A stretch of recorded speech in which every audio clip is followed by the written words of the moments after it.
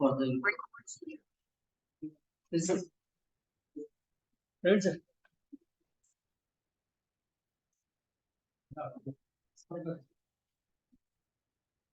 I request our managing committee member Dinesh Tiwari to escort Tapre sir to the dais.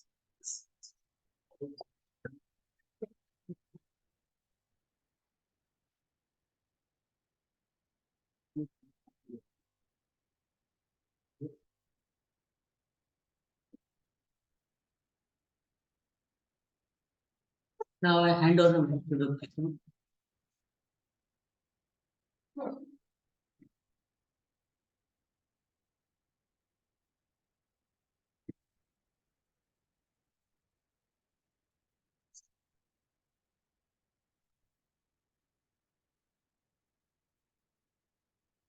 Before we start the session, I will request all the delegates present physically and virtual to stand 2 minutes to pay homage to our past president, Sri U.M. Lunav sir. Please.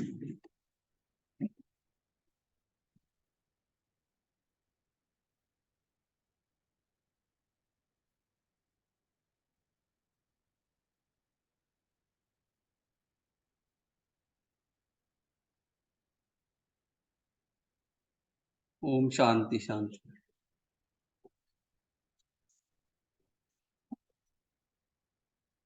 I feel privileged to welcome you all the 5th study circle meeting of GSTPM. Recent on dignitary on the dais, respected Secretary Vinod Maske, Convener Sunil Joshi, today's speaker, Advocate Tapre Sahib.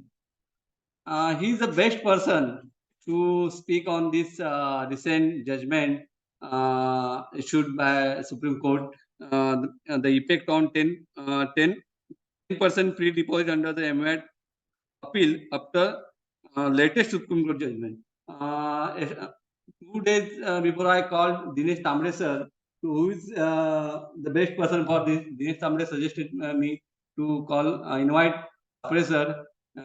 He will give the justice for this topic. So that I thank first of all Tapre sir to accept our invitation in very short period. Thank you for Tapre sir. Recently, we had celebrated our 73rd Foundation Day on 25th November 2023 at Sundrabai Hall. We have got good response from the outstation members and Mumbai members. I had felicitated those who have crossed the 50 years practice in the tax preparation. We had felicitated them, and we happy that उनके face के ऊपर जो हमने smile देखा वो 50 years के बाद जीएसटीपीएम ने उनको फेलिसिट KIA, वो बहुत कुछ हमको दे गया ऐसा हमें लग रहा है. तो we had also organized that day the medical camp for the members. All the members took the advantage of the medical camp, laughter show. Now our RRC, regarding RRC, my past president Sachin Bhai, chairman is here. We have extended early bird discount date up to 14th December.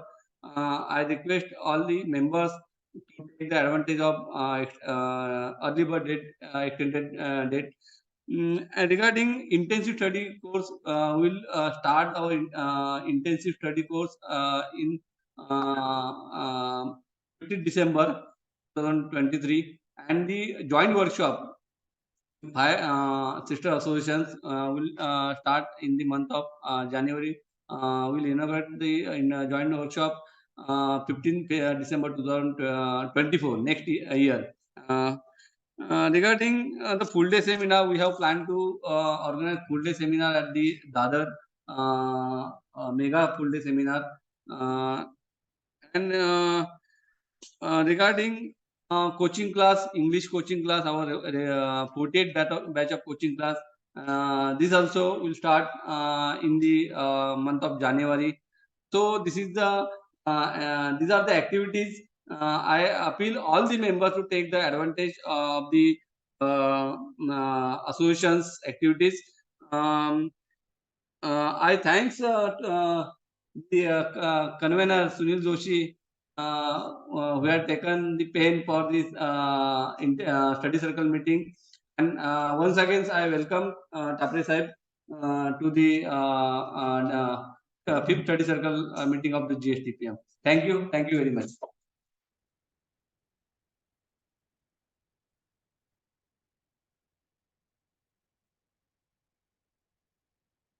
Thank you, Prashant sir. It is now immense pleasure to introduce Shri Indu Tapre sir. This August gathering. Nilkanta Vishwanath Tapre, born in the year 1953 at Tilori, Taluka Daryapur, district Amravati. Secondary education was completed at Akola New Era High School. Graduation from RLT College Akola in the science stream. His formal degree is BSc Maths, Nagpur University, Law degree LLB 1993, Mumbai University. He started his career as a teacher, as a secondary school teacher. Then he applied for the sales tax officer through MPSC in the year 1976. He was selected and appointed as STO Class 2 in the year 1977. He joined the department in the year 1977. He was first posted in the year 1978 at Kokon Bhuvan, New Bombay. He has been promoted as STO Class 1 in the year 1982.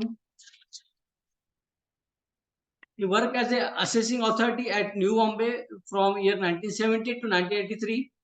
Was transferred to MG Building, Lalbagh, Parel in the month of May 1983.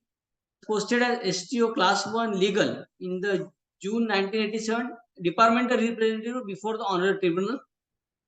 He has worked as a legal officer and represented matters related to rate of tax, additional tax, exemption scheme cases till the April 1990.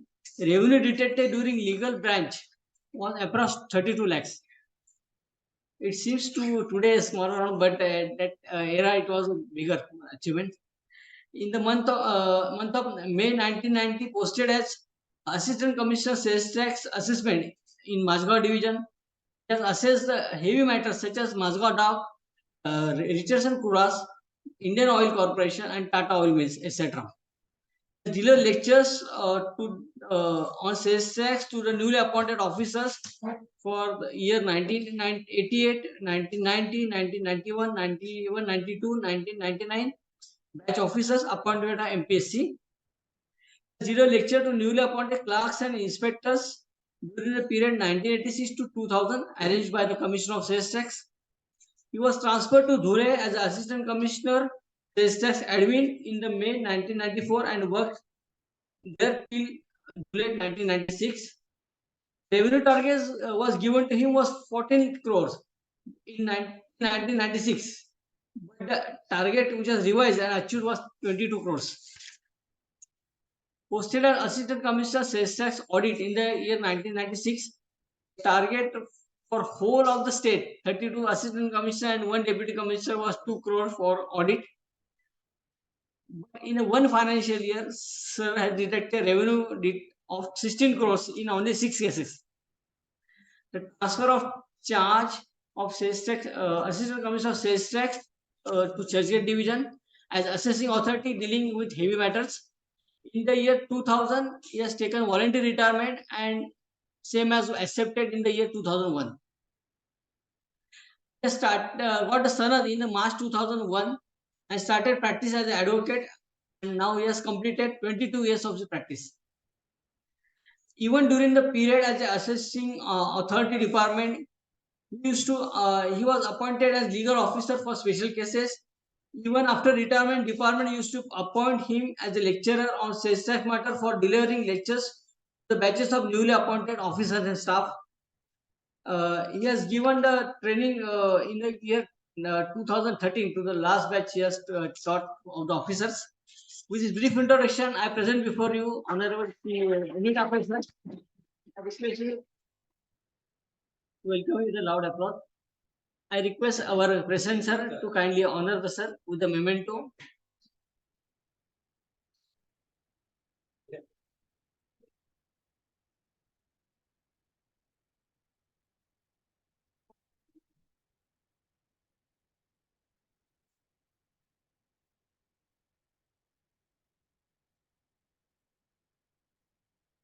Today, sir will be enlightening us on the recent judgment of Supreme Court regarding 10% pre-deposit in the VAT cases. Dice is yours. त्याचं साईडला कर ना. साईडला ठेवायला पाहिजे तसं गरज आहे का? साईडला कर ना. ऑनलाईन बघणार ना सर तुला पुष्य रेकॉर्ड करतोयस ना हा ते इथून पिशूर डायरेक्ट अच्छा पिशूर लोकांना दिसेल कॅमेरावर न करू का कॅमेरावर लोकांना सरांना हे नको मी हे डायरेक्ट दिसतंय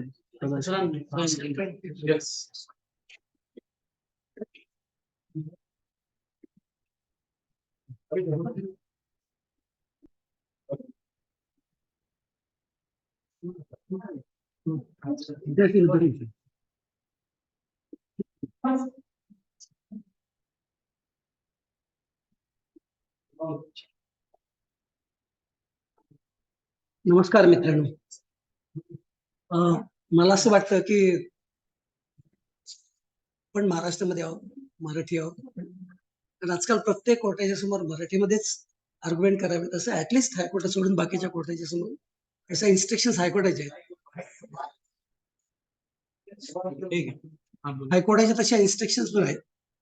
त्याच्यामुळे मला जे माझी म्हणजे जे मला या पर्टिक्युलर केसविषयी माहिती आहे किंवा मराठीमध्ये दिलं तर राहील मला असं वाटतं की प्रत्येकाला समजेल ते. इंग्रजीमध्ये बोलणं हा काय हे आपल्या कोर्टासमोर कोण बोलू पण तुमच्यासमोर मराठीत बोलणं मला आवडेल. तर बेसिक प्रॉब्लेम काय की मला जो सब्जेक्ट दिलाय that is with reference to the decision of united प्रोजेक्टचं जे जजमेंट आलेलं आहे 3 स्टेटचं जजमेंट आहे ते महाराष्ट्र, तेलंगणा आणि गुजरात. त्याची सुरुवात कशी झाली दॅट इज व्हेरी इम्पॉर्टंट. काय झालं कधी आपल्याला कोर्टासमोर जाताना केसेस डेव्हलप कराव्या लागतात आणि ते डेव्हलपमेंट जे होतं ना ते खालच्या स्टेजला होतं वरच्या स्टेजला होतं. तर माझ्याकडे टोटल 7 मॅटर होते. ज्या 7 मॅटरमध्ये amount of tax involved huge. त्यांचे जे असेसमेंट आहेत ते असेसमेंटचे पिरियड हे 15च्या 17च्या आधीचे होते. ज्यावेळेस आपल्याकडे आपण अमेंडमेंट केलं 15च्या 17ला त्याच्यामध्ये असं म्हटलं की जर तुम्हाला अपील फाईल करायचं असेल शब्द तिथं फाईल्ड आहे फाईल करायचं असेल तर 10% इज मॅन्डेटेड. टॅक्स 10% भरा बाकी जण तुम्हाला ऑटोमॅटिकली ते मिळतं. तर प्रॉब्लेम काय झाला की माझे सर्व पिरियड वेअर प्रायर टू 15च्या 17. Assessment orders are passed after 15च्या 17.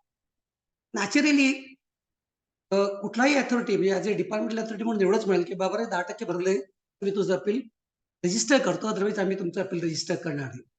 त्याच्यानं मार्ग काय मी काय केलं अपील पिटिशन तयार केले आणि सर्व अपील पिटिशन आपल्या ऍक्टमध्ये मला माहिती आहे की हे सर्व अपील पिटिशन्स ऑनलाईन टाकले तर ऍक्सेप्ट होणार नाही.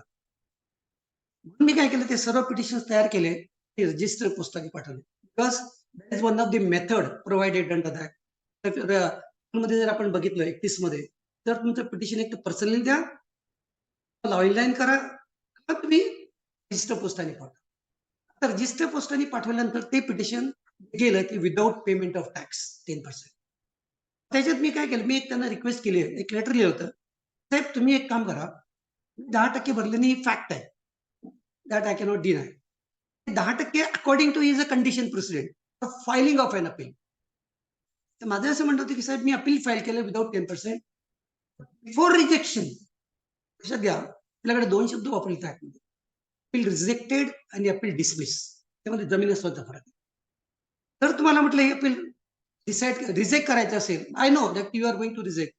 काम करा मला अपॉर्च्युनिटी ऑफ बिंग हर्ट द्या. अपॉर्च्युनिटी ऑफ बिंग देताना जे काही म्हणायचं असेल ते तुम्ही म्हणा माझे सबमिशन मी ते देतोय. जेव्हा ते मॅटर फर्स्ट अपीलेट अथॉरिटीकडे गेलं म्हणजे जेसी होते अपील त्यांनी मला बोललं त्यांनी सांगितलं की साहेब तुमच्या केसमध्ये 10% भरलेले नाहीयेत for why your appeal should not be rejected. तर मी एक क्वेरी केली की सर बघा, माझा जो पिरियड ऑफ असेसमेंट आहे दॅट इज 15/4/17 आधीचा आहे. ऑर्डर पास केली after 15/4/17, absolutely no dispute. Decide करा विच प्रोव्हिजन इज अप्लिकेबल. तुम्ही काय केलं, 26 सेक्शन डिलीट केलेलं नाहीये. 26A, 26B आणि 26C टाकले. माझं जे अपील आहे ते अपील तुमची कोणत्या लॉ प्रमाणे तुम्ही डिसाईड करणार. त्याच्यात हे सांगितलं की साहेब प्रश्न असा येतो की अपील डिसाईड करताना तुम्हाला कुठलं तरी प्रोव्हिजन लावायला पाहिजे, याच्या बाबतीत डिस्प्यूट नाही. तुम्ही म्हणता की लक्षात ठेवा, म्हटलं पहिल्या अपीलमध्ये प्रोव्हिजन आहे त्याच्यामध्ये याच्यामध्ये जमीन आसमानचा फरक आहे. आता तुम्हाला याची मागची हिस्ट्री थोडीशी सांगतो. Will come to that. 1946 ला फर्स्ट टाइम आपला एक सेल्स टॅक्स ऍक्ट आलाय. 46 ला आपला सेल्स टॅक्स ऍक्ट आला.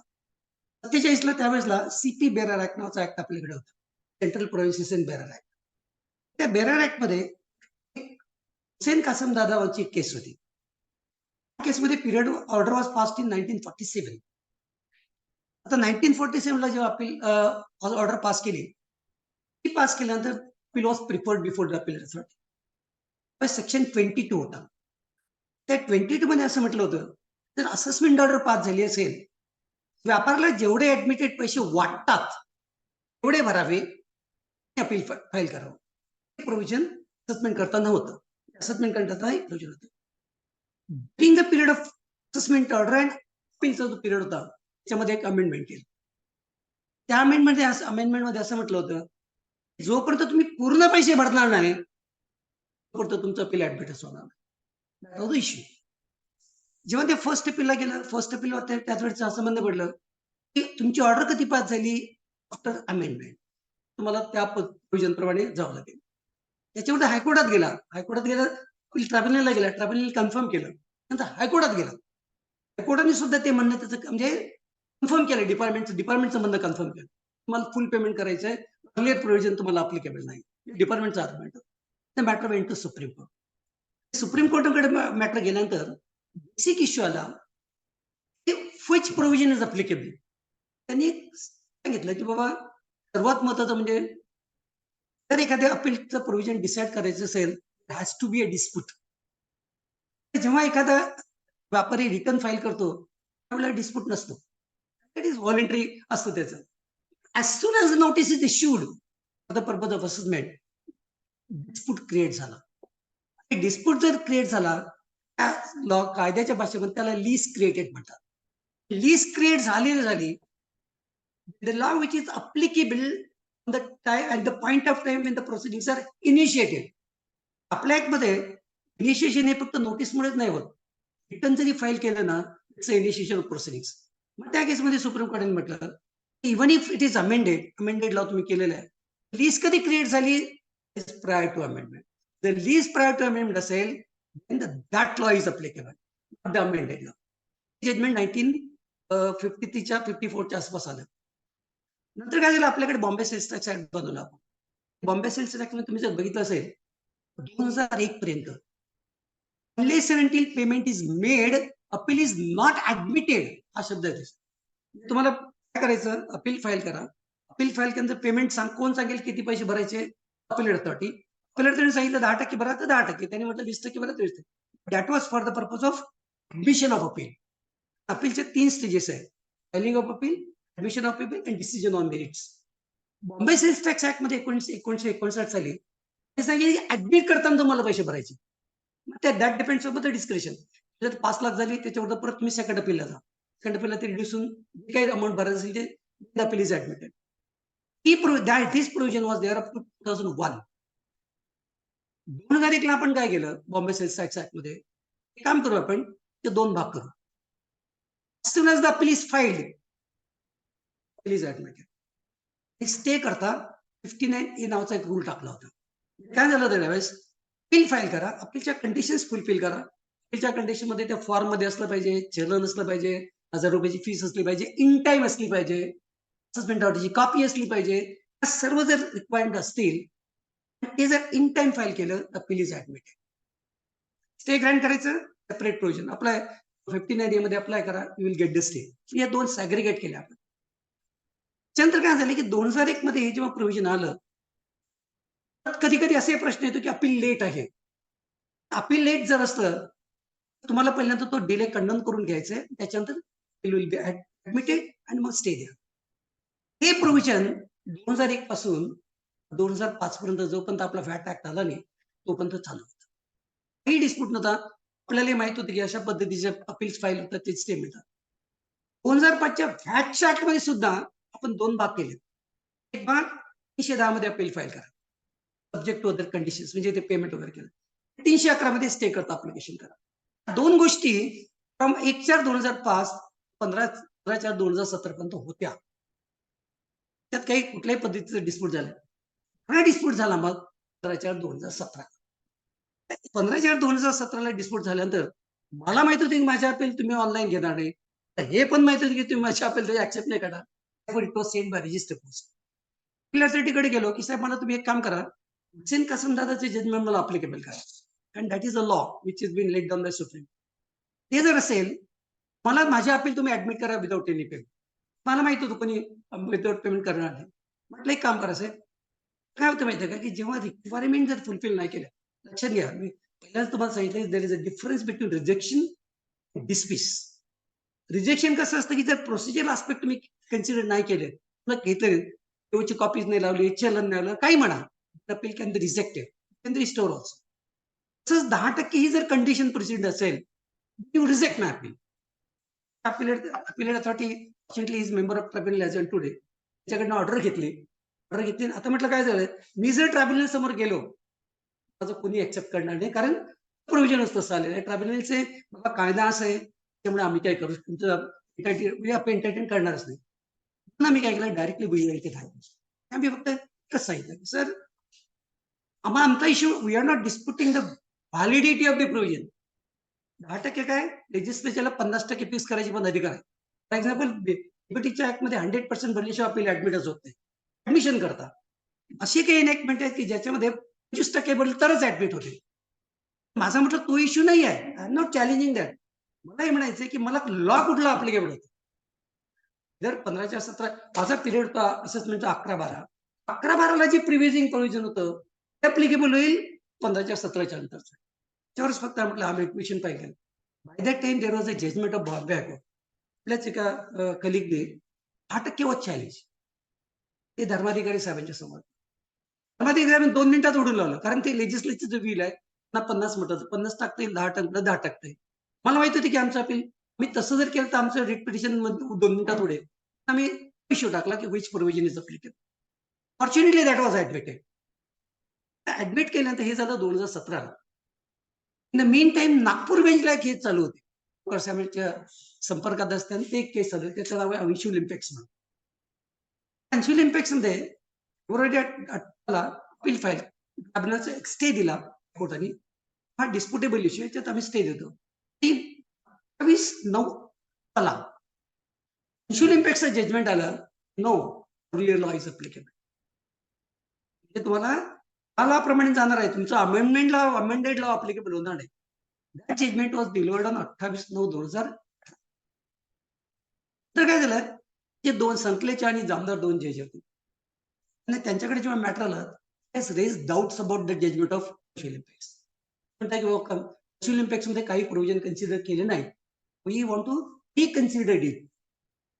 ते जेव्हा व्ह्यूज बदललेत, आमचं असं म्हणणं होतं की सर त्या डिव्हिजन बेंचने व्ह्यू घेतलेला आहे, आज जर तुमचा व्ह्यू डिफरंट असेल, refer this matter to largest bench. मग ते मॅटर लार्जेस्ट बेंचला रेफर केलं. त्याच्यामध्ये धानुका साहेब, जे अभय आहुजा आणि सांबरे असे 3 जज होते.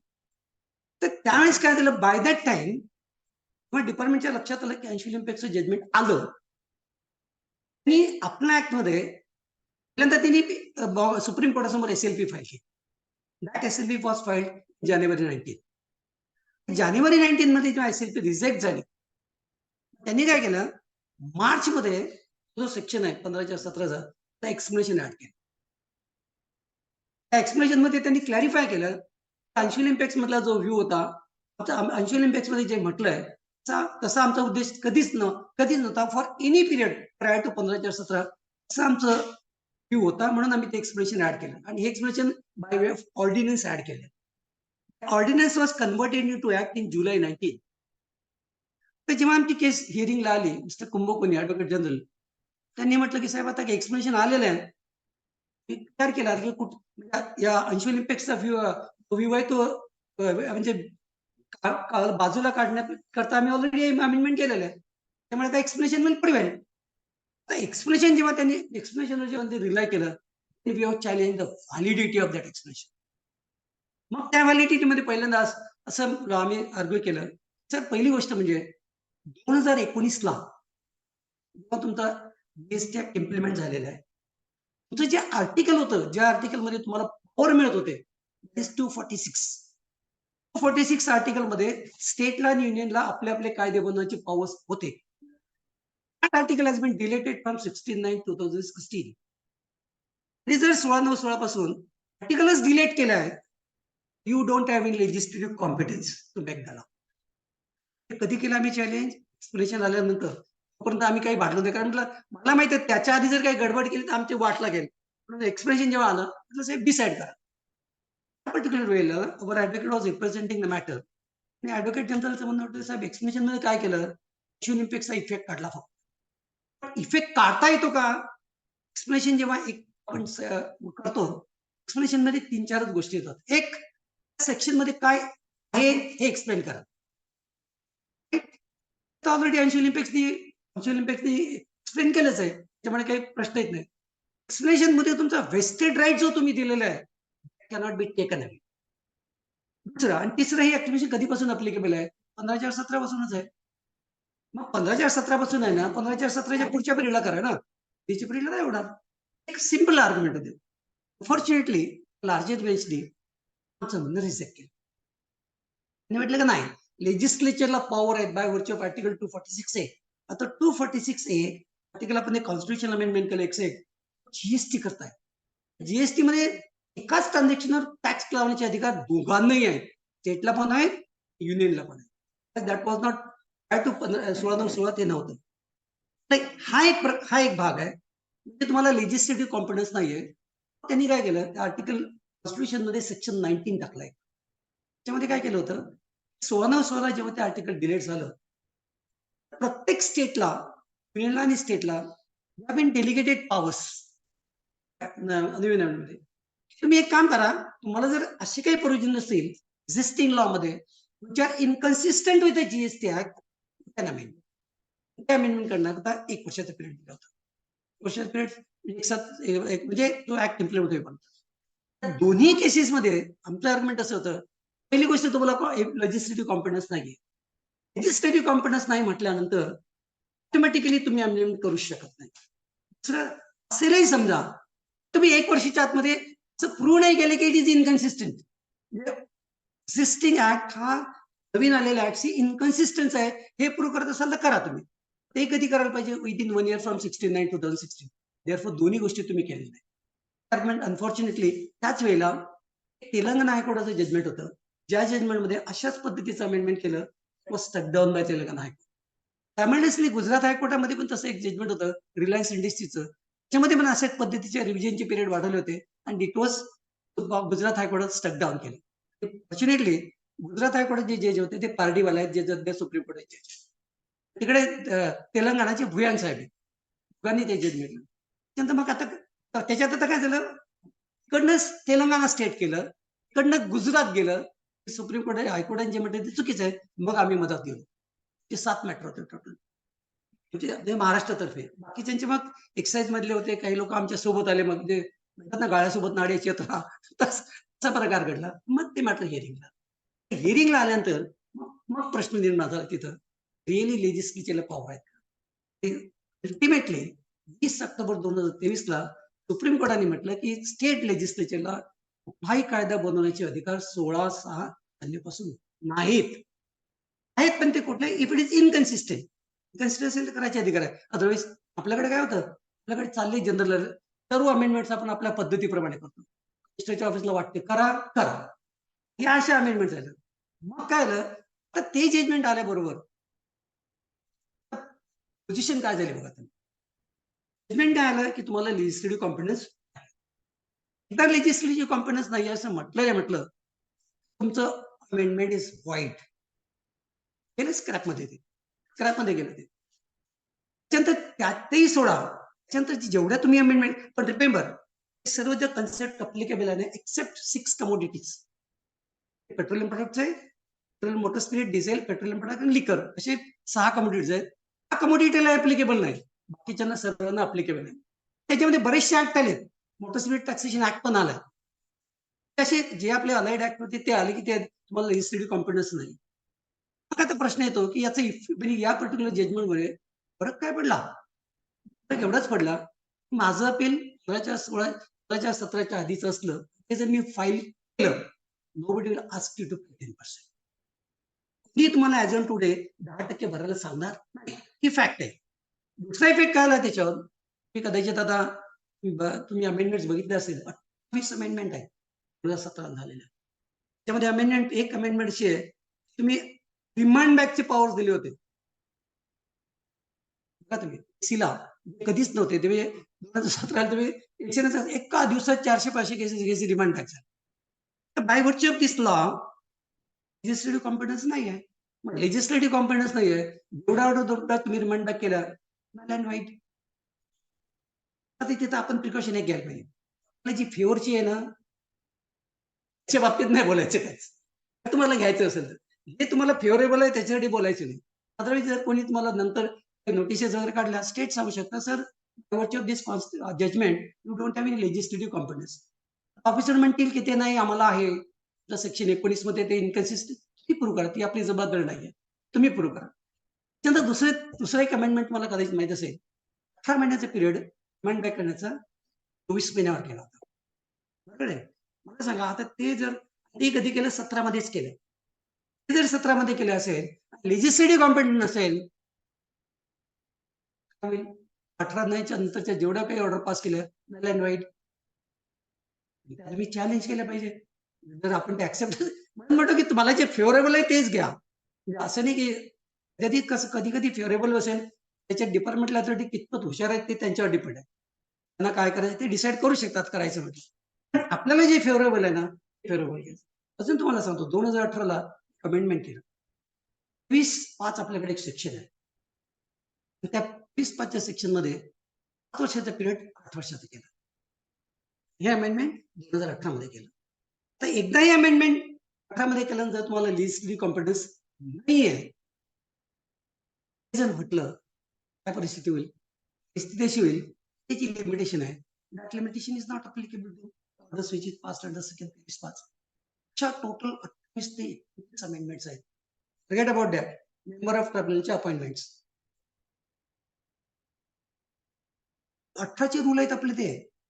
जर तुमचा सेक्शन 83 मध्ये अमेंडमेंट करायचे अधिकारच नाहीयेत, अधिकार नाहीये तुम्हाला, अधिकारच नाहीयेत, how you can amend the rules.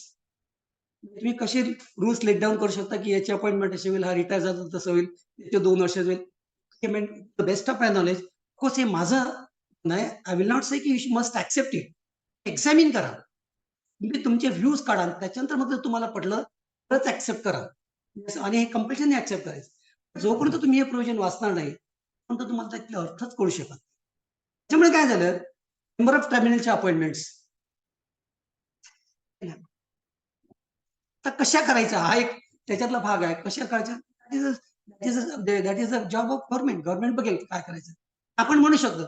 तर मी रिपीट करतो परत एकदा, 6 कमोडिटी सोडून आपल्याकडे मोटर स्पिरिट ऍक्ट हा सेपरेट एनॅक्टमेंट होता. त्या 6 कमोडिटीज करता येस दे आर कॉम्पिटंट. 6 कमोडिटीच्या व्यतिरिक्त काही जरी अमेंडमेंट केली असली दॅट इज वाईड आहे. वाईड असतील not tenable in the eyes of the law. जर टेनेबल नसतील त्या ऑर्डर्स स्क्रॅप मध्ये निघायला पाहिजे. तर कमीत कमी तुम्हाला किती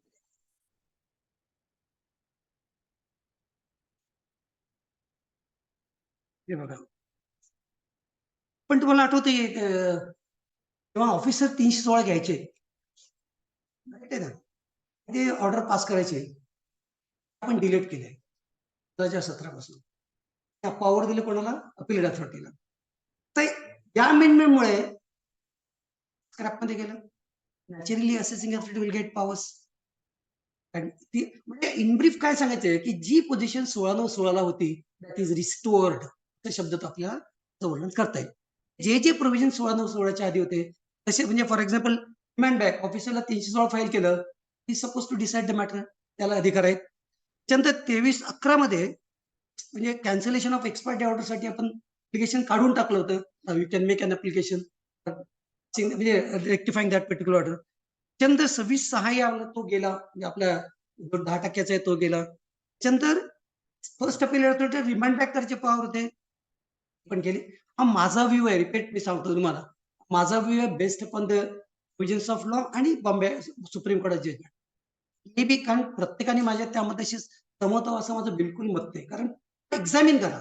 एक्झामिन केल्यानंतर तुम्हाला असं लक्षात येईल की बऱ्याचशा गोष्टी अशा आहेत ज्या आपल्या फेवरच्या आहेत.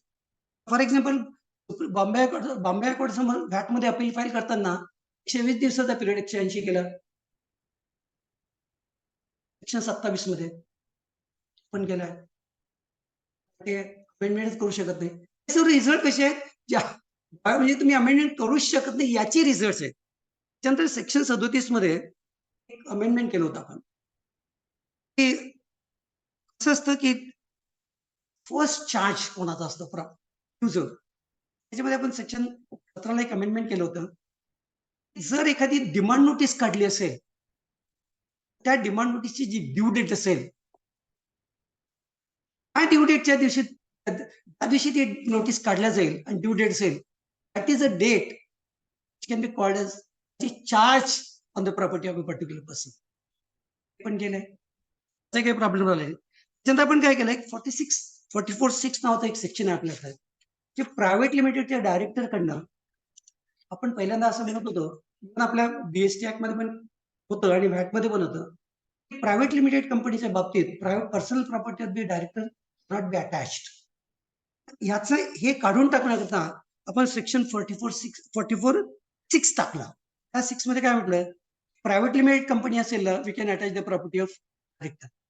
नाव जजमेंट आल्यामुळे लेजिस्लेटिव्ह कॉम्पिटन्स नसल्यामुळे दॅट पर्टिक्युलर प्रोव्हिजन इज. त्यानंतर काय केलं होतं की आपल्याकडे तुम्हाला माहिती आहे की रिटर्न फाईल करताना जी सिस्टीम आहे गव्हर्नमेंट ऑफ महाराष्ट्राची, सिस्टीम मध्ये बरेचदा काय होतं, वेळेच्या आतमध्ये रिटर्न फाईल केलं जात नाही किंवा वेळेच्या आतमध्ये गोष्टी होत नाहीत. आपण त्यांना एक इंटरेस्ट रेमिशनचं प्रोव्हिजन टाकलं.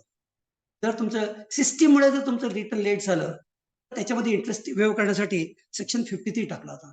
त्या सेक्शन 53 मध्ये असं म्हटलं होतं की जर सिस्टीममुळे जर तुम्हाला इंटरेस्ट येत असेल, should be waived. Plus interest wave करण्याचे अधिकार आपल्या कुठल्याही व्हॅटच्या प्रोव्हिजन मध्ये नाही. तर मॉडिफाय करू शकता की काही करू शकत नाही. पर्टिक्युलर प्रोव्हिजन काढलं होतं, इट इज ऑल्सो व्हाईट. अशा पद्धतीचे भरपूर अमेंडमेंट्स आहेत जे जे व्हाईट झाले.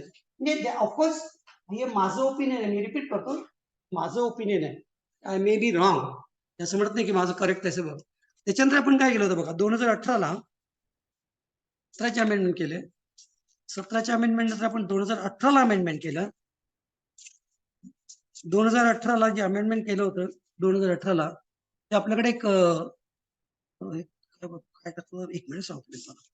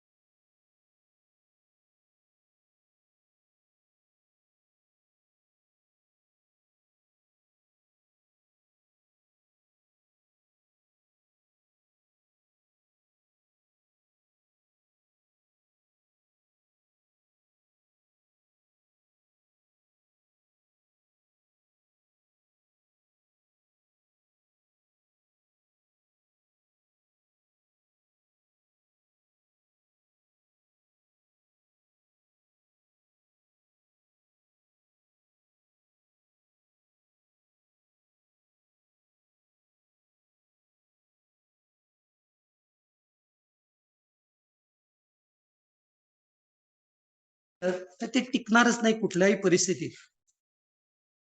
डिपार्टमेंट एवढंच म्हणणार, ज्याबद्दल डिस्प्यूट नाही आहे, अमेंडमेंट करण्याकरता यू मस्ट, जर तुम्हाला पॉवर्सच नाही आहेत अमेंडमेंट करायचे, क्वेश्चन डज नॉट राईज. जरी केलं असेल वाईट. आता प्रॉब्लेम काय, त्या का मित्राने असं सांगितलं होतं, असे बोलले डिस्कशन मध्ये, प्रॉस्पेक्ट इफेक्ट.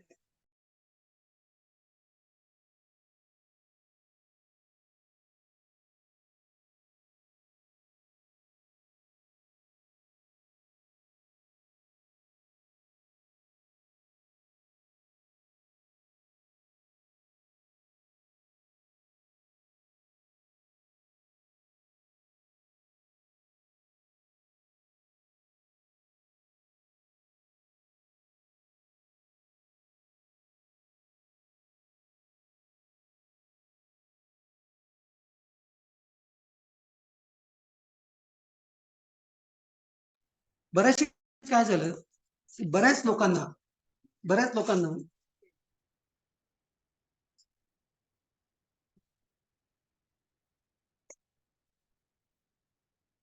आलंय तुमचं. आलंय. आता काय होईल बघा, मी सांगतो तुम्हाला. बऱ्याचशा केसेस आपल्याकडे असतील ज्या केसमध्ये 10% नाहीये, पण आपण फाईल केलं असेल, रिजेक्ट झाला असेल शकतं. फाईलच केलं नसेल असं पण होऊ शकतं, रिजेक्ट झालं असं पण असू शकतं. ज्या ज्या केसमध्ये रिजेक्ट झालं असं म्हटलं का, तर 10%चं प्रोव्हिजन 10% भरलेले म्हणून त्याच्यामधली माझ्या दृष्टिकोनातून रेमेडी आहे. रेमेडी म्हणजे 2 रेमेडीज आहेत. एक, तर ते 10% नाही म्हणून रिजेक्ट केलं असेल, file a rectification application. Of course subject to the condition within a period of years. अशी जर ऑर्डर असेल, रेक्टिफिकेशन ॲप्लिकेशन फाईल करा. There are judgments of Supreme Court. हा लॉ सुप्रीम कोर्टाने इंटरप्रिट केलेला लॉ आहे. 15च्या 17चं प्रोव्हिजन आहे. That has been interpreted by Bombay Supreme Court in 2023. एकदा जर ते इंटरप्रिट केलं असेल, हा लॉ त्या दिवशी होता, तो जर लॉ त्या दिवशी होता, it's a mistake apparent on the record. Mistake of law apparent on the record. Mistake of law apparent on record असेल, can be rectified. But subject to the condition 2 वर्षाचा पिरियड आहे. दुसरा याच्यातला एक रस्ता असू शकतो. बऱ्याच लोकांनी, माझ्याकडे काही असे क्लायंट्स आलेत की ज्यांनी पैशाच्या अभावी अपील फाईल केल्या नाही. अपील फाईल केलं, आता काय परिस्थिती आहे, आता पैसा नकोय 1%. आता जर आपण फाईल केलं अपील, तर हे अपील फाईल करताना एक प्रिकॉशन घ्यायची, त्या जजमेंटला कोर्टच करायचे नाही. पण काय होतं, तुमचं अपील लेट होईल, नक्कीच लेट होईल. लेट झालं की कंडोनेशन होईल. कंडोनेशन होण्याकरता तुम्ही जर प्रोव्हायझर वाचला सेक्शन 83 ला, आपल्या सेक्शन 83 ला एक प्रोव्हायझर एक्सटेन्शन ऑफ डेट लिमिटेशन्स, त्यामध्ये एक एक्सप्रेशन टाकलंय. एक्सप्रेशन मध्ये काय म्हटलं, जर एखाद्या पर्टिक्युलर व्यापाऱ्याला असं कळलं, सबसिक्वेंटली कुठतरी जजमेंट आलेलं आहे, supreme court, cabinet, high court, then it should not be considered as a reasonable cause for the purpose of filing a appeal. मग तुम्ही जजमेंट कोर्ट केलं की तुमचं ऍप्लिकेशन रिजेक्ट होणार आहे. आता काय करायचं त्याच्यामध्ये, त्यातला मार्ग आहे. फायनान्शियल पोझिशन दाखवा, बँकेचे स्टेटमेंट दाखवा, असं नाही हे दाखवा, जरी हे दाखवा. तर कुठल्याही परिस्थितीत तुमचा जो पिरियड आहे ना, तो एकदा कंडोन झाला, मग तुम्हाला अपीलमध्ये कुठल्याही पद्धतीचा लाच प्रश्न येणार नाही. जजमेंट जर कोर्ट केलं, 2 मिनिटात तुमचं डिले कंडोनेशन होणार नाही. आणि साहेब हे तुमचं कंडोनेशन करत नाही, ते मध्येच म्हटलंय. ऍक्टमध्ये जेव्हा एखादी गोष्ट म्हटली जाते, इव्हन थोडीच कांट डू एनिथिंग, त्यांना त्या कायद्याप्रमाणे जावं. जर तसं असेल, बेस्ट आहे बाकीचे कुठले रिझन दाखवा. देट can be number of reasonable cause. म्हणजे ऍडव्होकेटला फाईल दिलं, मग त्यांनी 2 महिने दिलंच नाही, मग त्याच्यानंतर मी दुसऱ्याकडे, नाही असे रिझन्स आपण करू शकतो ना, म्हणजे ते करायचे. 10% नाही, माझी फायनान्शियल पोझिशनच खराब होती, बॅलन्स शीट दाखवायची, असा याच्यात पैसेच नव्हते, माझा बिझनेसच क्लोज झाला होता. हे जर सब्जेक्ट टू द कंडिशन, जर खरंच तुम्हाला मेरिटवर केस असेल ना, मेरिटवर केस असेल, देन ते अडॉप्ट करताना त्या जजमेंटचा आधार घ्यायचा नाही. लिमिटेशन कंडोनेशन करतात. तर या जजमेंटचा आधार घेतला, हा तुम्ही एक काम करा ना, तेच म्हणतात ना, मधला पिरियड जो आहे तुमचा, कुठला आपल्या कोरोनाचा जो पिरियड होता, you can take that ground also. हो तेच म्हणतो ना, म्हणजे प्रॉब्लेम आता कसं आहे, आपण जजमेंट आल्यानंतर अपील फाईल करतो, जजमेंट आल्यानंतर अपील फाईल करतो. आता 10% आपल्याला, त्याच्या आधी गेलं तर ते म्हणते 10% म्हणतीलच ना, ते लेट असं की तर कसं झालं, जजमेंट आल्यामुळे काय जजमेंट आलं, 10% जरूर नाही आहे, तर तुम्ही अपील फाईल करणार. अपील फाईल केलं आणि त्या जजमेंटचा आधार घेतला, जे एक्सटेन्शन ऑफ जो पिरियड आहे त्यामध्ये त्याच्या एक्सप्लेनेशन मध्ये आपण मार्क करू, तर तुमचं अपील कोणी ऍडमिटच नाही करत. आणि मग कुठेही जा तुम्ही, हायकोर्टात जा की सुप्रीम कोर्टात जा, सबसिक्वेंट जे जजमेंट आलं त्यामुळे तुम्ही अपील फाईल, म्हणून ते बाजूलाच ठेवायचं. तर फायनान्शियल पोझिशन मधला पिरियड जो कोरोनाच्या काळामध्ये गेला, you can prefer an appeal. According to me that is the only म्हणजे remedy for the purpose of getting your appeal, म्हणजे रिड्रेस, जे ग्रीव्हन्सेस रिड्रेस करण्याकरता that is the best provision. तर मला पर्सनली वाटते. आय मे बी रॉंग, मी असं नाही म्हणत की साहेब म्हणतात म्हणजे ते खरं आहे असं बिलकुल विश्वास नाही ठेवायचा. कारण काय होतं, फ्रँकली सांगतो, आमचे नेहमी अशी वाद व्हायची, आणि ते वाद कोणाशी व्हायचे, गांधीकर साहेबांची. आठवते, गांधीकर साहेब was one of the stalwart, म्हणजे पितामह. जेव्हा जेव्हा काही सांगायचे ना, मी त्यांना नेहमी टोचायचे. तुमचं म्हणणं कशावरून खरं? तर कुठल्याही सेल्स टॅक्स ऍक्ट मध्ये फक्त मी पितामह नाही, काही गीता नाही किंवा कुराण नाहीये. प्रत्येक वेळेस काही ना काहीतरी असतं. पण तुम्ही जर सुप्रिमॅसी दाखवत असाल तर दॅट इज इनकरेक्ट. तुम्हाला तुम्हाला कोणीतरी कोणत्यातरी माणसाने क्रॉस चेक केल्याशिवाय कसं समजणार आहे प्रसाद बरोबर आहे कधी कळेल? मी तर नेहमी सांगायचो तुम्ही एक काम करा, आपल्याच फक्त ऐकून घ्या. फ्री जा, कायद्याची पुस्तकं वाचा, प्रोव्हिजन वाचा. जर ते मत तुमच्या टापरे साहेबांशी मॅच होत असेल ना, दॅट इज फायनल. म्हणजे आपलं मत कुठल्याही एखाद्या व्यक्तीशी जर मॅच होत असेल ना, देन 101% ते करेक्ट असतं. असं नाही, ब्लाइंडली नाही करायचं. मला टापरे साहेबांनी सांगितलं म्हणून मी आपली फाईल केलं, नो, असं नाही करायचं. तुमच्या फॅक्ट्स काढा, प्रोव्हिजन. आणि सर्वात महत्वाचा भाग म्हणजे ऍक्ट मधले प्रोव्हिजन्स आहेत. रिजेक्शन बघा, समरी समरी रिजेक्शन आणि समरी डिसमिसल रिव्ह्यू नाही करणार. अनफॉर्च्युनेट पार्ट आहे, हे ट्रायब्युनलच्या मेंबरला पण माहित नाही. What is the difference between rejection, summary rejection आणि समरी डिसमिसल? त्याच्यासाठी आमच्या संदीपला एक दिवस पूर्ण केस आर्ग्यू संदीपने आर्ग्यू तो एक्सप्लेन करतोय ट्रायब्युनलच्या मेंबरला. Sir, there is a vast difference between summary rejection आणि समरी डिसमिसल. समरी रिजेक्शनचा जो कन्सेप्ट आहे तो कन्सेप्ट असा आहे, त्या फॉर्मॅलिटीज असतात 31 प्रमाणे. ठेव असली पाहिजे, 1000 रुपये चलन असलं पाहिजे, 1000 रुपये पेमेंट. ह्या जर नसतील, एनी अदर म्हणजे 10%चं, your appeal will be rejected. ते रिजेक्शन केल्यानंतर एंटरटेनच होणार नाही. मग तुम्ही ते रेक्टिफाय केलं, समजा ऑर्डरची कॉपी आणून दिली 1000च्या, इट विल बी रेक्टिफाईड. मग ते परत तेही तुम्हाला 30 दिवसाच्या आतमध्ये जर केलं ते रिस्टोर होते परत.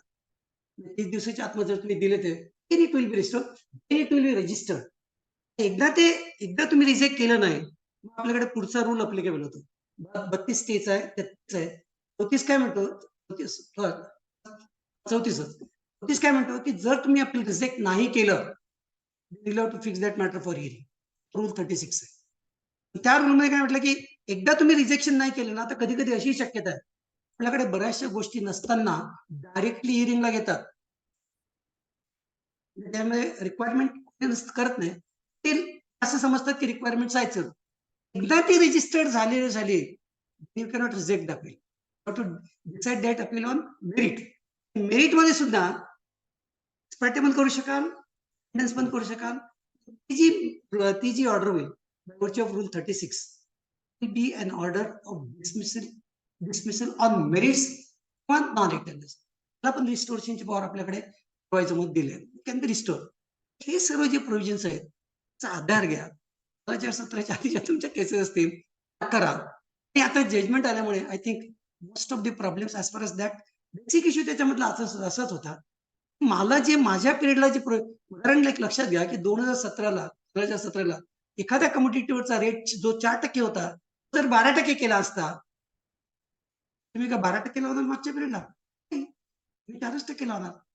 म्हणजे सबसिक्वेंट अमेंडमेंट जे तुम्ही केलेलं आहे, जरी त्याच्यामध्ये फॉर एनी पिरियड म्हटलं असतं, ते पिरियड मी नेहमी सांगायचो डिपार्टमेंटच्या म्हणत साहेब, any period means period after 15/17.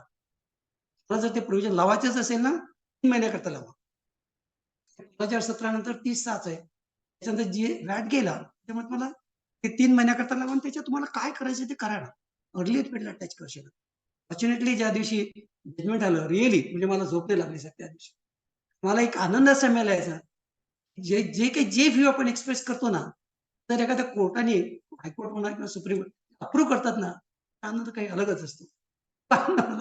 Judgement आणि त्याच्यात माझे 7 केसेस आहेत. Construction, FM, United project, 7 cases आहेत. मला रिझनिंग काय होतं, तो व्यापारी सर्व गव्हर्नमेंट ऑफ महाराष्ट्राची कॉन्ट्रॅक्ट करायचा. त्यामागचे अजून एक किस्सा थोडासा सांगतो मॅटर मधला. गव्हर्नमेंट ऑफ महाराष्ट्राचं कॉन्ट्रॅक्ट असल्यामुळे तुम्हाला माहिती आहे गव्हर्नमेंट ऑफ महाराष्ट्राला पैसे मिळत नाही. ती जरी काय केलं तर पैसे देत नाहीत.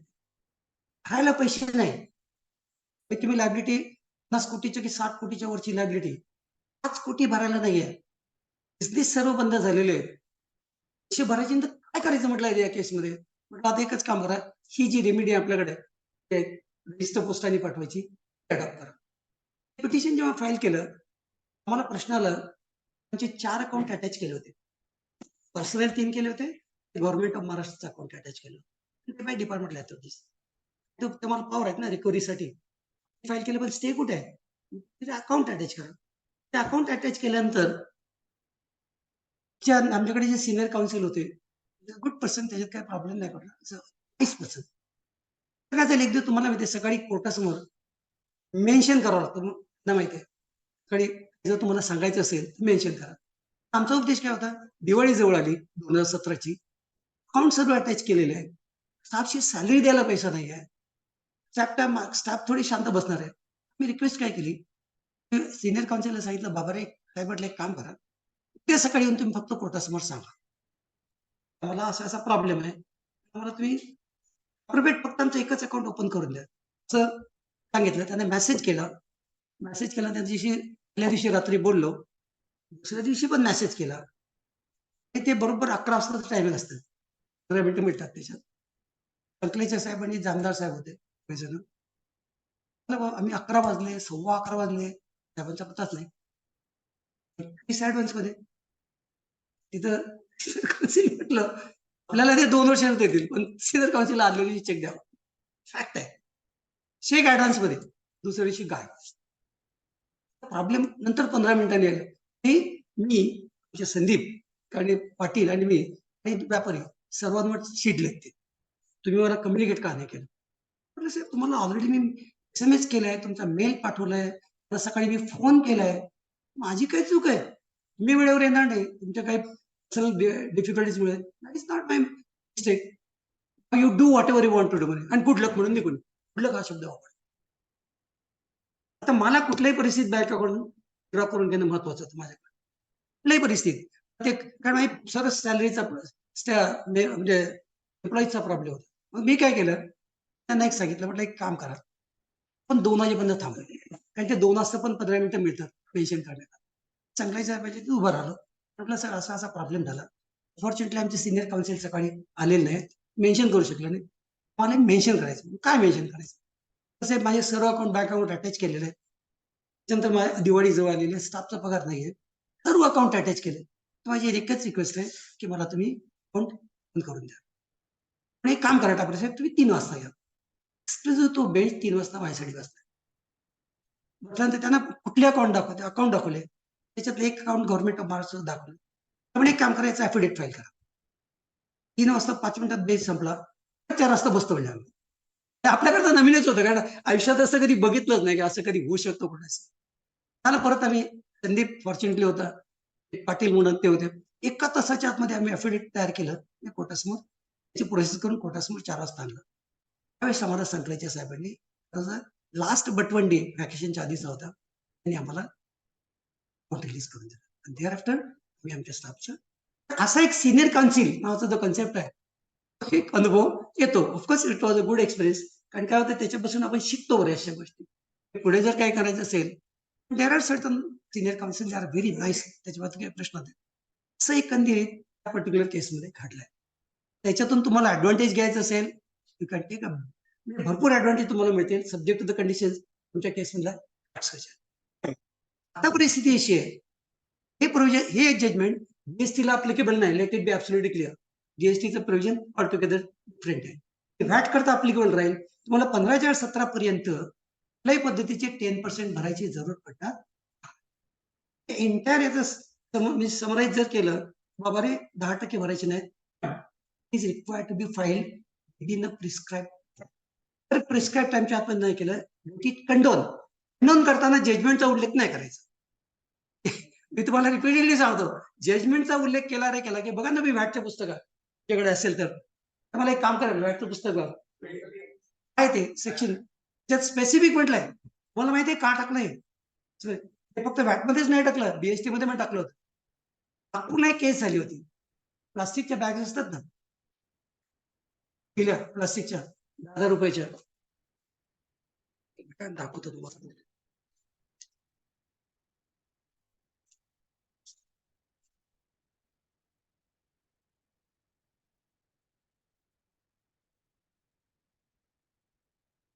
Extension of period of limitation in certain cases.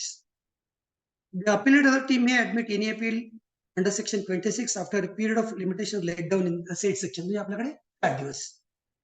The appellate authority is satisfied The appellant satisfied that the appellate authority that he has sufficient cause for preferring an appeal in such period. खंडन करू शकतात. Explanation.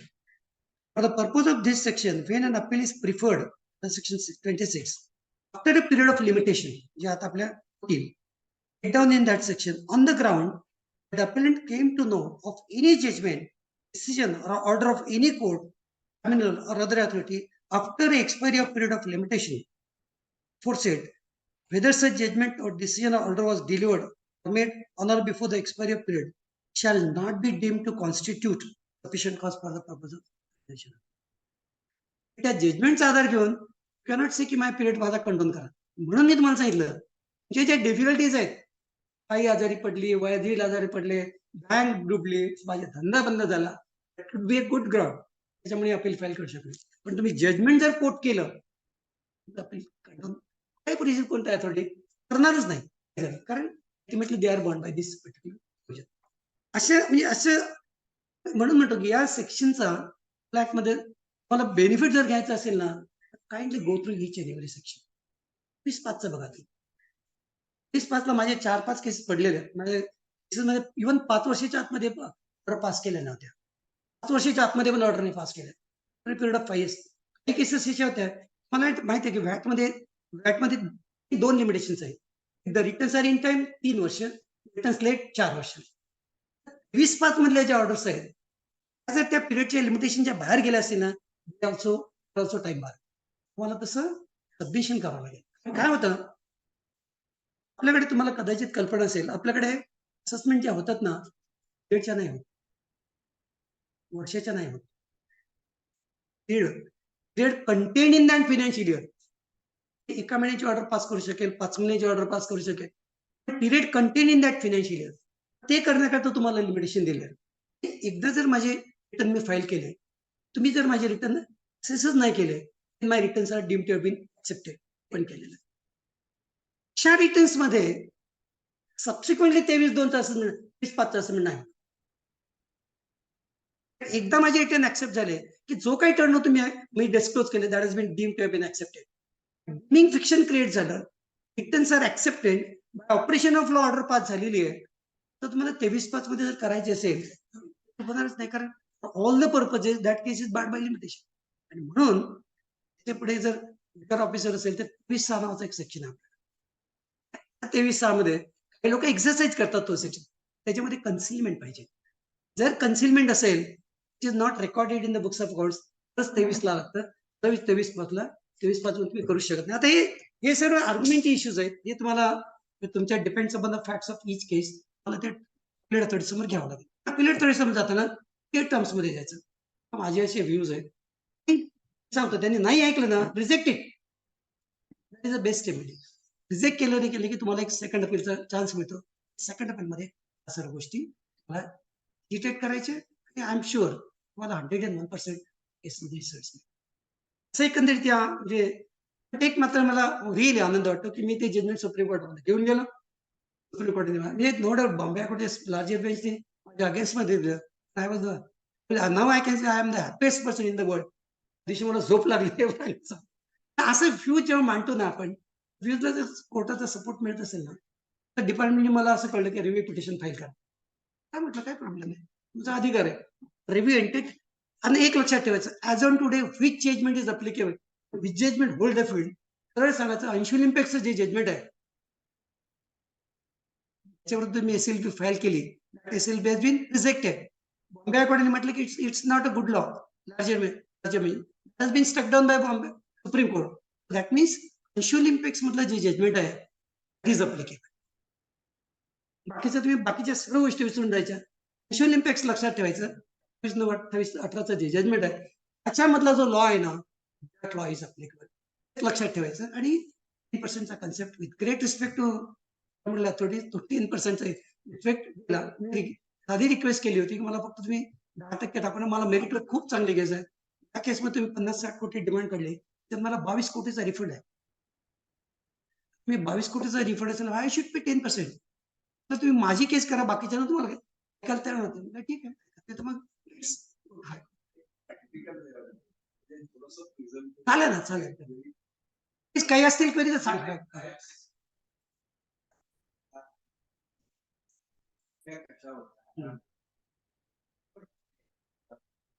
बोला ना तुला काय problem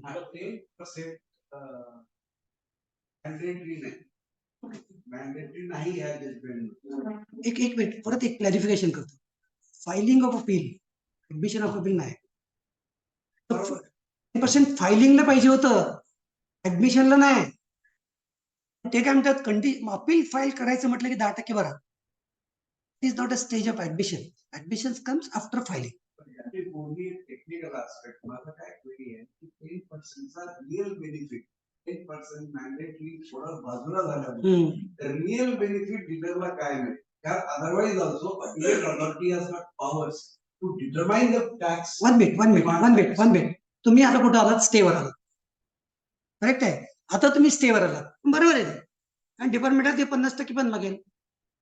सांगतो ना नाही, तो ऑप्शन कशासाठी आहे? For the purpose of Grant of stay, not for the purpose of admission of appeal. It makes a difference. Stay नाही दिलं तर काय फरक पडतो? रिकव्हरी करतील मॅक्सिमम. आणि त्यासाठी जजमेंट आहे. 22 CST आहे का तुमच्याकडे? 22 CST मध्ये एक 551 जजमेंट आहे, Ravi Gupta versus state of Delhi. त्यामध्ये प्रिन्सिपल लेट डाऊन केले. वाचून दाखवतो तुम्हाला त्यातला पॅरेग्राफ. प्रिन्सिपल काय म्हणतात की स्टे ग्रँट करण्याकरता कॅज्युअल मॅनर मध्ये तुम्ही स्टे नाही फिक्स करू शकत.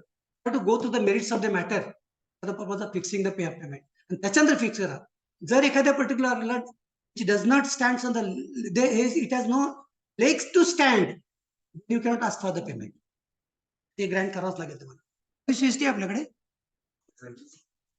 22 CST मध्ये 651 आहे. एक मिनिट बघा ना VST असेल. फक्त ते एक पॅरेग्राफ वाचून दाखवतो. 22 VST त्याच्यामध्ये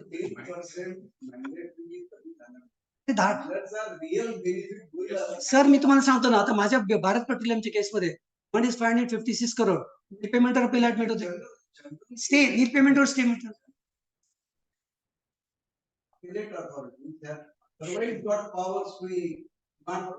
तर कुठे डिस्प्यूट आहे सर? पण that is for the purpose of stay, not for the purpose of admission. Filing करता नाही, स्टे करता मागू शकतात ना. मग त्यासाठी पण साहेब स्टेसाठी पण समजा एखादी एक्सपर्टाइज ऑर्डर केली ना, अपॉर्च्युनिटी बिघड नाही दिली, समजेल करा. या जजमेंटचा जो रिअल गेन आहे ना, कमी होतो. नाही because appellate authority already vested with power. Sir मी पेमेंट फ्रॉम कशासाठी? अरे माझा राईट तर प्रोटेक्ट झाला ना फायलिंगचा. इथं राईटच काढून घेतला होता तुम्ही. अपील करूच शकत नाही तुम्ही असं म्हटलं होतं. तो राईट माझा प्रोटेक्ट करा. जाऊ दे 1 वर्षभर मला स्टे मिळणार नाही. By that time I can decide the case on merit. Stay नाही सापडलं. VST नाही आपल्याकडे. VST मध्ये 22 VST मध्ये रवी गुप्ता वर्सेस स्टेट ऑफ दिल्लीचं जजमेंट आहे. 651 की बॉर पडणार. क्लासिक जजमेंट आहे फॉर आणि एक्सक्लुझिव्हली फॉर स्टे. म्हणजे जर तुम्हाला कोणी काही समजा स्टेच्या बाबतीत म्हटलं साहेब 100% भरा हो, kindly go through the merits of the matter. तर मेरिट मध्ये असं लक्षात आलं की तुम्हाला स्ट्रॉंग केस आहे, एखाद्याने चुकीचाच रेट ऑफ टॅक्स लावला असेल, केसमध्ये का 100% मागणार तुम्ही? 10% पण नाही. मग कशा आमचे सांगतो ना, आमच्याकडे इश्यू होता पेट्रोलियम प्रोडक्टच्या केसमध्ये. सर्व्हिस सरचार्ज नावाचा एक कन्सेप्ट आला होता. लिटर 500-660 कोटीची डिमांड. म्हटलं साहेब एक लक्षात आहे की हे जे पर्टिक्युलर प्रोव्हिजन आहे डिबेटेबल प्रोव्हिजन आहे. एकदा डिबेटेबल प्रोव्हिजन असलं इन दॅट केस तुम्हाला पेमेंट नाही फिक्स केलं तर you will have to grant stay. जर नाही मिळालं खालच्या स्टेला आहे ना, बरोबर आहे ना.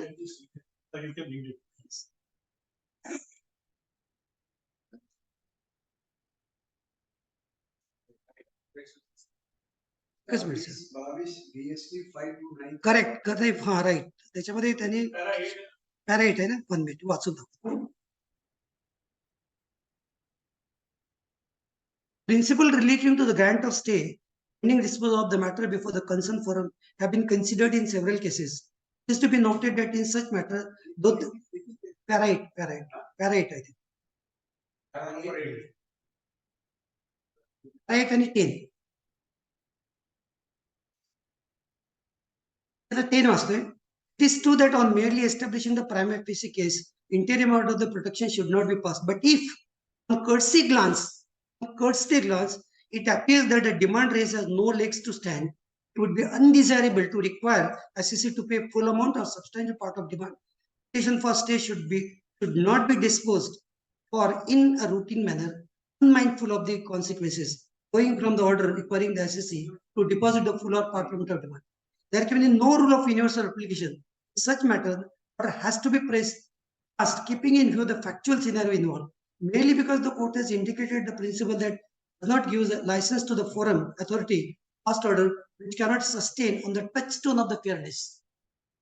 Touchstone fairness, legality, and public interest. The denial of the interim relief may be leads to the public mischief, grave irreparable private injury to our six citizens' faith, the impartiality of the public administration interim can be. हे करता तुम्ही prove करायची तुम्हाला केस कशी आहे तुम्ही prove केले की I got a strong case on merit आणि दिसतंय ते प्रायमरी ऑफिस इन दॅट केस तुमच्याकडे सी फॉर्म रेकॉर्ड लावतो तुम्ही मध्ये डिसअलाव करताय आपल्याकडे अशाही घडलेल्या केसेस आहेत गमतीशीर केस आहेत ट्रायब्युनल समोर आहेत एकीकडे काय म्हणतो की हा लोकल सेल आहे लोकल सेल आहे म्हणतो great respect to the learned members as on today त्याच्या एका मेंबरने असं म्हटलं होतं की टपरे साहेब तुमच्याकडे सी फॉर्म आहेत म्हटलं हो सर आहेत कुठे आहे साहेब मी जे तुमच्या समोर आलोय सीएसटीच्या ऑर्डर मध्ये आलोय सीएसटी ऑर्डर मध्ये तुमचा ऑफिसर माझा सीएसटी ला टॅक्स लावतो तर तुमचा ऑफिसर सीएसटी ला टॅक्स लावतो तर is the question of producing proof admitted fact तुम्हाला डिस्पॅच तुझी जरूर काय तुमचा ऑफिसर ऍक्सेप्ट करतोय साहेब तर त्याला डिसअलाउज करायचं होतं तर लोकलला टॅक्स लावायला पाहिजे ना तर हे जर मेंबर ऑफ ट्रायब्युनल सांगायची पाळी येत असेल वस्तुस्थिती आहे त्याला काय जे घडलं बाबा ते सांगतात ते इंटरेस्टेड सेल तुमचा डिस्पोज करायचं त्याला डिसअलाव करायचं इंटरेस्टेड सेल फॅक्ट मध्ये लागायला पाहिजे होतं ना टॅक्स जीएसटी मध्ये कसा लागेल मग नाही मी सी फॉर्म डिसअलाव करतो तर तुम्ही इंटरेस्टेड सेल डिसअलाव करता सी फॉर्मच्या बाबतीत डिस्प्यूट नाही करत की सी फॉर्म आहे तो साहेब लोकल डिलिव्हरी दिली तुम्ही मग तुम्ही इंटरेस्ट लोकल डिलिव्हरी दिली ना लोकलला टॅक्स लावा ना फॅक्ट मध्ये येईल ते सीएसटी ला कसं येईल आहे ट्रॅजेडी अशा केसमध्ये जर कोणी म्हटलं की मला 100% भरा किंवा 10% भरा 5% भरा चला बरोबर मी 2% ऑलरेडी भरलेले आहेत इंटरेस्टेड सेल तुम्ही अलाव केलेला आहे ती फॉर्म माझ्याकडे सर्व आहे सिंगल पेनी आम्ही त्या केसमध्ये भरले नाही पैसे नाही भरायचं म्हटलं येतच नाही भरायचं का भरून तर असे इश्यूज येणार आहेत त्याच्यात काही दोमत नाही आपल्याला कसं आहे आपल्याला पूर्ण केसला म्हणजे फॅक्ट्स सर्वात महत्वाचं म्हणजे फॅक्ट्स जसं मूर्ती कोड करतात ना दगडामध्ये टाईपच्या फॅक्ट्स असतात याचं काय सांगतो मी त्याचं आभार मानतो मी मला काय झालं मला ज्या काही गोष्टी शिकायला मिळाल्या ना याच डाय सोडून मिळाल्या स्टॉलवर्ड लोकांकडनं सुरते नाना माझी पितामह जोशी प्रश्नच नाही एनसी मेहता ऍब्सोल्युटली फाईन सर्वात मला कायदा शिकायला मिळाला आपल्याकडे अरबी पटेल ते बघा अरबी पटेल जे के शेठ के state was the master B C साहेबांचा तर प्रश्नच होता त्यांना नेहमी म्हणायचं की क्रिकेट इंटेलिजंट आहात त्यांच्या जे केसेस फॉर्च्युनेटली या सर्वांच्या विरुद्ध मला आर्ग्यू करायला स्कोप आहे प्रत्येकाच्या विरुद्ध मी केस आर्ग्यू नाही जेव्हा लिगलला होतं तेव्हा बीसी जोशींसारखं म्हणजे खरं सांगतो मी तुम्हाला माणसाच्या हातात फाईल गेलं ना झोपून जायचं घरी जाऊन सुरते साहेब असले ना डिस्प्यूटच नाही फॅक्ट्स कधीच नाही क्लिअर साहेब हे सर्व या एसटीपीएमच्या लोकांकडेच मला मिळाले छटपाळ साहेब म्हणजे बॉस होते छटपाळ साहेब म्हणजे लास्ट एक गोष्ट सांगतो आणि मग मी माझं संपवतो काय होतं आमच्याकडे मी डिपार्टमेंटच्या तर्फे छटपाळ साहेब अफलातून म्हणजे आमच्याकडे केस चालू होती दिल्ली आयलँड स्टील त्यामध्ये इश्यू असा होता की डिस्मेंटलिंग ऑफ स्क्रॅप शिप जहाज असतं ना that activity amounts to manufacture simple issue होता त्याच्यात माझ्याकडे जजमेंट होतं इंडियन मेटल ट्रेडर्सचं किंवा एसटीसी मधलं साहेब yes it amounts to manufacture ते जजमेंट कोट केलं जजमेंट दाखवलं ते गायतोंडे साहेब होते किंवा गायतोंडे दुसरे साहेब जे के शेडच होते मला म्हणे डॉक्टर साहब ने आपकी जजमेंट पढ़ा है क्या हाँ सर एक बार पढ़ के आर्ग्युमेंट काय होतं ऍक्टिव्हिटी अमाउंट्स टू रिसेल आमचा आर्ग्युमेंट काय होतं अमाउंट्स टू मॅन्युफॅक्चर गेलो आम्ही परत वाचलं जजमेंट परत आलो साहेबांच्या समोर नाही साहेब बरोबर आहे अमाउंट्स टू मॅन्युफॅक्चर जजमेंट पडा नाही बेटा. त्यांनी जे फाईन डिस्टिंक्शन म्हणतात ना, कसं केलं, इंडियन मिलिटरी ट्रेनच्या केसमध्ये शिप होती, वॉज इन अ हॉबेज कंडिशन, चालती फिरती होती. या पर्टिक्युलर इंडियन मेटल दिल्ली क्लायंटच्या केसमध्ये ती शिप होती, ती समुद्रात बुडलेली शिप. स्क्रॅप म्हणून जर स्क्रॅप निघालं, बोट स्क्रॅप म्हणून खरेदी केलेली आहे, समुद्रात बुडलेली आहे, स्क्रॅप पैसे जे स्क्रॅप जनरेट होते बोले does not amount to manufacture. आणि छटपा 7 जजमेंट दिलं, that is approved by Bombay. ह्या ज्या गोष्टी आहेत ना, ह्या आम्हाला, मी जे शिकलो with great respect to all, तुमच्या इथनं शिकलो मी. डिपार्टमेंटकडनं मला तसं शिकायला नाही मिळालं. डिपार्टमेंट असताना मी स्वतः शिकलो. जे काही शिकायला मिळालं ना, सी मेहता, जे के शेट, अफलातून लोक सांगतो, असे लोक कधी होणारच नाही. मला प्रत्येकाला, म्हणून मी प्रत्येकाला सांगतो, तुमच्या ज्युनियरला पुढे आणा. तुम्ही कोणते ज्युनियर लोक आहेत, या ट्रॅव्हल समोर कोण आहे, कोणी नाही. व्हॅक्युम आहे तिथं, व्हॅक्युम. ट्रॅव्हलिंगच्या समोर कोणीच नाही, एक्सेप्ट आम्ही 4-5 लोक. किती दिवस टिकणार आहे, किती दिवस टिकणार आहे आम्ही लोक सांगतो. 2 वर्ष, 4 वर्ष, 5 वर्ष, हे काय. म्हणून तुमच्या जनरेशन पैकी, नवीन लोकांपैकी असं लोक वर आले पाहिजे. पैशाच्या मागे नका जाऊ, पैसा तुमच्या मागे धावा. तुम्हाला सांग, जर तुम्ही मेहनत केली ना, तुम्हाला कसली कमतरता पडत. हे देवाचे खरं सांगतो, मी माझं नशीब समजतोय. मी फक्त पैशाच्या मागे नाही धावलो आयुष्यात कधीच. पण हे जे अरे, मी तुम्हाला आश्चर्य वाटेल, मला मूर्खत काढायचा म्हणजे बॅचमेट. मी ग्रुपला जायचो ना, एसटीसी वाय सोबत असतो, विचारा. टॉयलेटला गेला एसटीसी, उदाहरण आहे सर. मला कारण त्याची मागचं एक थोडीशी हिस्ट्री अशी होती. आज सांगतो बाबा, आपल्याकडे छटपा नाही, पाठक साहेब होते, एक बरं होते. ते गेलो पुण्याला, कॅम्प व्हायचा, तिकडनं लोक जायचे, तिकडे जायचे. आता कॅम्प असताना मी आपली मोटरसायकल घ्यायचो आणि तिथपर्यंत जायचो. फाईल येताना मात्र सर्व एसटीसी घेऊन जायचं. सर तुमच्यासोबत एक अनंत मेटली वर्क्स नावाची केस होती. ते सुटकेस आहे म्हणून आमचा बॅचमेट होता, ती ऑर्डर पास केली. आणि त्या केसमध्ये इश्यू असा होता की तो जो पार्ट सप्लाय बनवायचा, बजाजला सप्लाय करायचा. स्कूटरच्या खालचे पार्ट असतात ना, सप्लाय बजाजला करायचं. बजाजला सप्लाय केल्यानंतर प्रॉब्लेम असा आला की ते आपल्याकडे त्यावेळेस utensils and articles of non ferrous मेटलची एंट्री होती ओल्ड ऍक्ट मध्ये. त्यांचं असं म्हणणं होतं की साहेब, हे articles of non ferrous metal आहे, not parts of the vehicle, त्याचे पार्ट नाही आहे. त्याच्यावर मला, मी काय झालं, मला लक्षातच येत नव्हतं की कसं आर्ग्यू करायचं. रात्रभर ते एसटीसी काढलेत मी शोधत. मला 50 एसटीसी मध्ये 105 पदावर एक जजमेंट आहे हायकोर्टाचं. त्याच्यामध्ये वर्डिंग काय होतं, readymade garments and articles of personal. त्या अँड शब्दाचं मिनिंग काढलं. अँड शब्दाचं मिनिंग म्हणजे एज्युजम जेनरेस नावाचं जे प्रिन्सिपल आहे, आंब्याचं झाड बी पेरलं, आंबाच उगवेल, कसे साईड केलं मी त्यांच्यासोबत. ते युटेन्सिल्स अँड आर्टिकल होतं ना, म्हणजे साहेब युटेन्सिलच्या सोबत असणारे जे आर्टिकल्स आहेत त्याच्यामध्ये बसतील, हे पार्ट नाही बसणार असं मला त्यांनी एक शब्द वापरला, रबिश आर्ग्युमेंट. खन्ना म्हणून आपल्याकडे बघा, डेप्युटी कमिशनर होते, माझे बॉस होते. सर एकदम म्हणजे डेस्परेट झालो, कारण मी सायन्स ग्रॅज्युएट, मला त्यातलं काहीच समजत नाही, लॉचं काहीच समजत नाही. त्या दिवशीपासून काय केलं, एकच काम केलं, महाराष्ट्र बाजूला, सत्ता बाजूला, बाजूला, एसटीसी.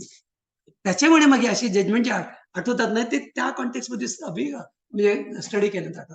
माझं एक रिक्वेस्ट आहे तुम्हाला लोकांना, क्लिअर लोकांना, तयार व्हा तुम्ही सर्व. अदरवाईज तुम्हाला पुढे आपल्या समोर व्हॅक्युम आहे, व्हॅक्युम कोणीच नाहीये. जर तुम्ही लोक नाही आला तर कोण. सॉरी सर्वांना, तुम्ही जे मला, I am very much thankful to general आपल्या सर्व्हिस टॅक्स प्रॅक्टिशनर असोसिएशन. असे हरकत नाही, काय प्रॉब्लेम. Very much thankful. आणि मला खरंच आज खूप बरं वाटलं, बऱ्याच दिवसांनी मी काहीतरी express, I may be wrong, असं म्हणत नाही की माझं खरंच आहे. Just go through the provision, नंतर बघू. Very much thankful to all. आणि आमचे तिने बसले आहेत मागच्या बाजूला, सिनियर साहेब बसले आहेत म्हटलं, तुम्हीच. Thank you very much, thank you very much.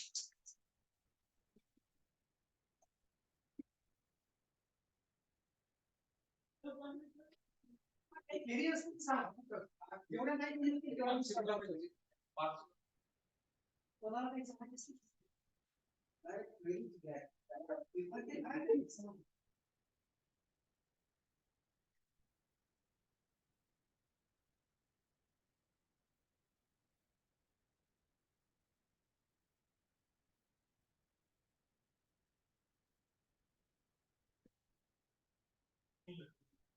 आता तर मला वाटतं क्वेरीज काय नाही तर तुमचा सब्जेक्ट त्यांना समजलेला आहे. आता मी समजतो. कारण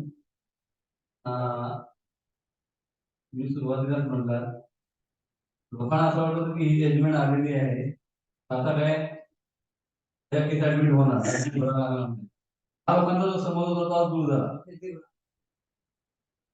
तर खरोखरच ठाकरे साहेब आपण चांगल्या पद्धतीने आमच्या सभासदांना पॅटिशनर्सना ही केस चांगल्या पद्धतीने समजून सांगितलं त्याबद्दल जीएसटी तुमच्या वतीने आपला आभारी आहे. आणि मी जॉईंट सेक्रेटरी मिळत बसले तर त्यावेळी आभार दर्शवतो. आमचे व्हाईस प्रेसिडेंट यांनी सांगितलं की मी आज आभार प्रदर्शन करण्यात आपल्या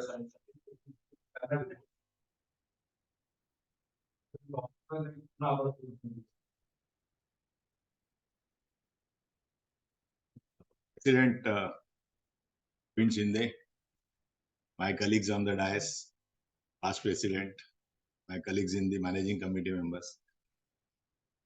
एनव्ही टापरे साहेबांनी जे आता लेक्चर घेतला आणि ज्या सुप्रीम कोर्टच्या जजमेंट नंतर जी इंट्रिकसीज ज्या होत्या त्या सांगितल्या एवढ्या सहजतेने आणि त्यांनी ना जस्टिफिकेशन द्यायचा प्रयत्न केला की जस्टिस हा सामान्यपर्यंत पोहोचला पाहिजे. त्यासाठी त्यांची जी पोटतिडीक होती ती एकदम जबरदस्त होती. ग्राउंड टू अर्थ आपण जी व्यक्ती म्हणतो अशी ती व्यक्ती आहे. आणि एनकरेज पण केलं यंग जनरेशनला की ट्रायब्युनल मध्ये आता व्हॅक्युम तयार झालेला आहे आणि नवीन मेंबर्सनी ट्रायब्युनल मध्ये यायला पाहिजे आणि ते तुमच्या क्लायंट्सला त्यांनी पर्यंत पोहोचून ती जी गॅप आहे ती गॅप भरणं गरजेचं आहे. ऍट द सेम टाइम त्यांनी जे जुनी जी सुरते साहेब म्हणा जोशी साहेब म्हणा यांच्याबरोबर जे काम केलं आणि त्यांच्या ज्या आठवणी सांगितल्या याच्यातून एक प्रतीक होतं की त्यांनी जमिनीवर पण आहेत आणि त्याबरोबर जे एकदम स्टॉलवर्ट आहेत ज्यांच्यामुळे ते ह्या पदाला पोहोचले आणि त्यांनी ज्या केसेस आपल्याला सांगितल्या की ह्या एक्सटेंडच्या केसेस त्यांनी केलेल्या आहेत आणि त्या सक्सेसफुली डेफिनेटली केलेल्या आहेत. तर आमच्यासाठी पण ते मार्गदर्शक आहेत. आणि सर तुम्हाला आम्ही आता वारंवार बोलत जाऊ तुम्ही तयारी ठेवा. आम्ही सगळ्यांना विनंती करतो की थँक्यू.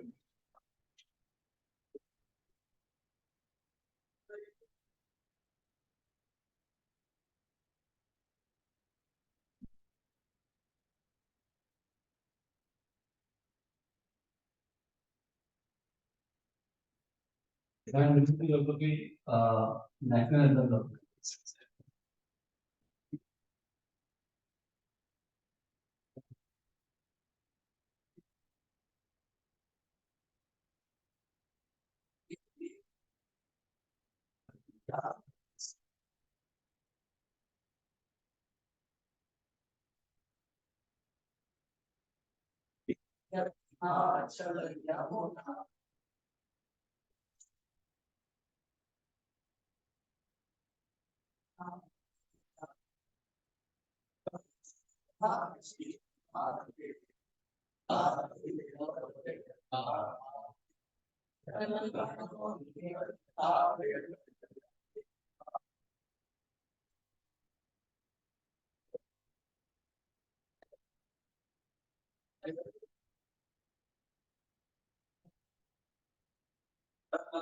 जय